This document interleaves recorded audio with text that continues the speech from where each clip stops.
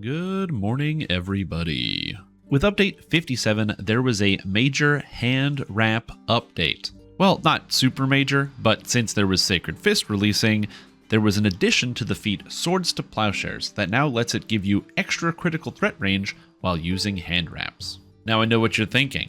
Sacred Fist is going to be really good, and Monk could also be very good. But here's the thing that I think most people are missing, and that is Razorclaw Shifter. That's right, the oft forgotten about iconic character that makes you think you're Wolverine and allows you claw, and slash your way to victory using hand wraps on a barbarian. Now, for a lot of reasons, Razorclaw Shifter has previously been very terrible. For starters, hand wraps basically have no synergy with Barbarian whatsoever. Barbarians are generally better using two-handed weapons because of the bonuses to strike through.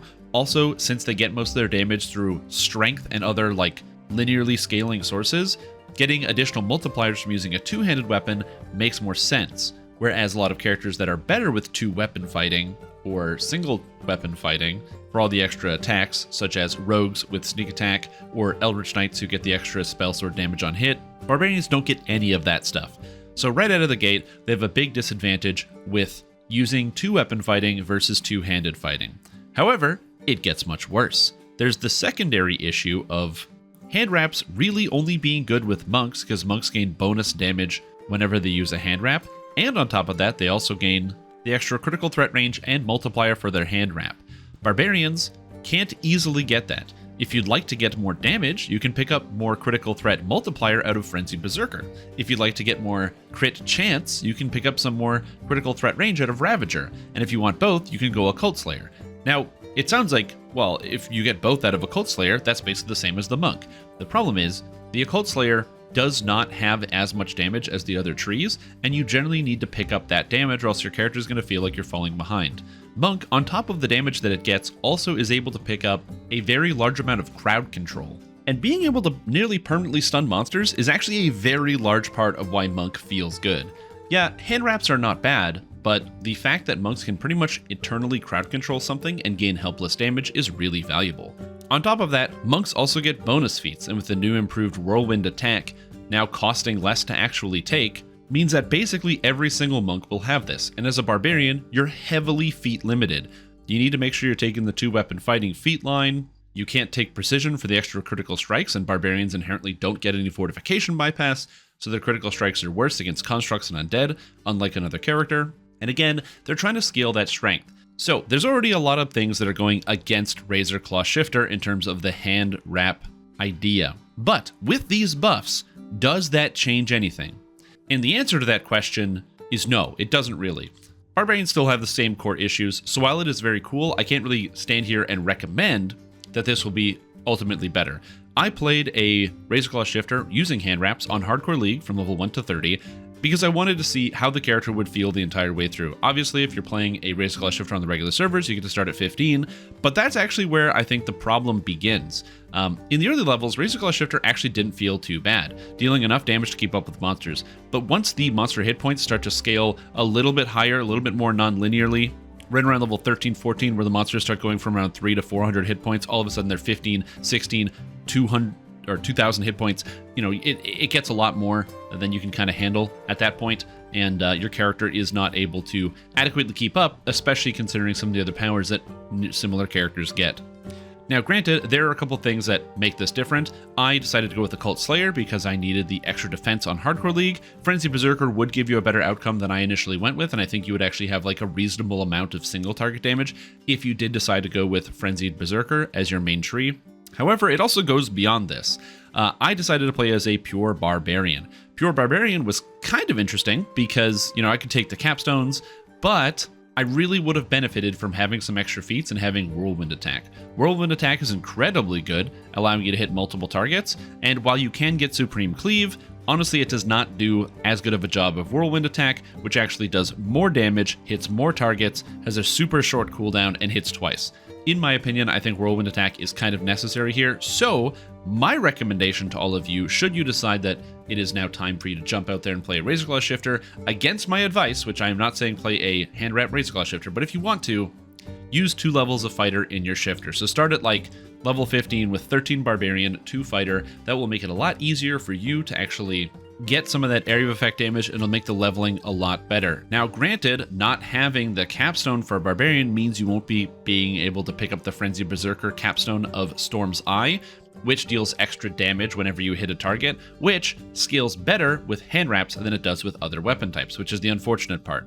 For the leveling experience, you kind of want to have that extra level of fighter in there, extra 2 levels actually for the 2 feats, but for a endgame experience, you kind of want to have the pure Barbarian going Frenzied Berserker, so it's a bit of a mixed bag. Now, I'm sure some people are probably wondering, but is Razorclaw Shifter like good, or does that mean it's all bad? And no, Razorclaw Shifter is actually pretty good, just regular barbarians. Having access to Magic Fang whenever you want, giving you +7 to hit and damage, is actually really good on a barbarian. The extra rages regenerating is useful for people that are really heavily abusing the Blood Feast, Filigrees, and Epics for temporary hit points. Or if you happen to just play as a Ravager, you can have your rages regenerate, so you can constantly use Visage of Terror to instantly kill people. There are a lot of great things about Razorclaw Shifter just as a regular two-handed fighter barbarian, but the hand wrap thing, honestly, more of a meme, not something I can generally recommend, and if you do decide to try it, don't. But that being said, unfortunately for me, there is actually a new update, Update 57, coming out soon, that is going to be streamlining all of the game's different proc systems from everywhere else into this new Imbue system. And what this means is that the extra damage you can get from Frenzy Berserker, will be turning into a scaling system. So instead of just adding 2 d6s, you could amp it up to get like an extra 15 d6s, scaling with your melee power per strike. And I don't know if that's a good idea to scale, but knowing me, I'm going to be testing it out with Razorclaw Shifter, so expect another Razorclaw Shifter video coming out from me in the future. However, that's pretty much all the important stuff I want to get out of the way, but if you got a barrel on a head and you need to know how to build a Razorclaw Shifter, then check it out with me with the build. Claw, claw, claw, that's all I ever do. And you can too with Razorclaw Shifter, that's right. I got Hold Me Hobby, the level 30 Razorclaw Shifter here on Hardcore League. It's fine, it's okay, don't do it. You got strength, you got con, I got enough dex so I can take all the 2-weapon fighting feats. And you don't need these skills because you ain't talking to anybody, you ain't thinking about stuff, and you're not learning stuff, so don't worry about that. Your saves are bad, but I played as an Occult Slayer, which means I have spell resistance. So when I rage and get my items up, my spell resistance is high enough that I can ignore most will save effects. You failed reflex saves, but I got like a lot of health. And then my fortitude saves are, well, they could be better. As far as your skills go on a character like this, I did strength and swim. You're a barbarian. Your skills don't matter. As far as your feats go, this character is pretty straightforward. You grab all the combat style feats because hand wraps use 2-weapon fighting, so you need all the dexterity here. And then on top of that, you need the important martial feats, like improved critical bludgeoning and the new Swords to Plowshares that gives you +1 morale bonus to critical threat range with hand wraps, which it did not do before, which is awesome. The whole reason why I made this character is because I wanted to figure out how good or bad this character would be with the new Swords to Plowshares. It turns out that this did not buff Razorclaw Shifter enough to making it good with hand wraps. Razorclaw Shifter is a good barbarian and is very strong with other forms of weapon types. It's just not good with hand wraps, so if you want to play a Razorclaw, two-handed fighting is awesome. Dual wielding with real weapons is also good. Just don't use hand wraps. Anyways, I also took Power Attack because I wanted to do more damage per strike. And then Cleave to have some extra cleaving. This character would work better with Whirlwind Attack, but yeah, I didn't have the feats for it. An optional build is 18 Barbarian 2 Fighter to take Dodge, Mobility, and Whirlwind Attack while leveling, so you have extra AoE. Very powerful on this character, but I did not take that. In terms of epic feats, pretty straightforward.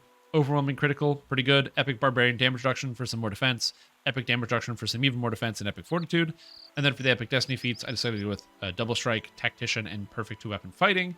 Tactician is because this character has no hit chance. So I don't have the ability to hit things, so I had to take a lot of hit chance out of extra sources, specifically in the Epic Destinies. I got Honor for an extra +6 to hit here. Plus I went Grandmaster Flowers for +3 to hit here, and extra +3 to hit here from Divine Crusader.